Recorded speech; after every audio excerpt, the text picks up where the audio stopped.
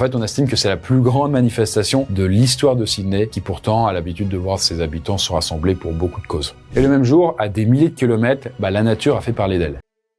Alors je commence le mois d'août avec une sacrée manifestation et c'est sur le pont du port de Sydney, du coup en Australie. Et là, le but de la manif, c'est afficher le soutien de la population à la Palestine et réclamer un cessez-le-feu permanent à Gaza. En fonction des sources, on avait entre 90 000 et 300 000 personnes qui étaient présentes ce jour-là. En fait, on estime que c'est la plus grande manifestation de l'histoire de Sydney, qui pourtant a l'habitude de voir ses habitants se rassembler pour beaucoup de causes. Et le même jour, à des milliers de kilomètres, la nature a fait parler d'elle, puisque le volcan Krashenikov, dans la péninsule russe du Kamtchatka, il est entré en éruption pour la première fois depuis 500 ans.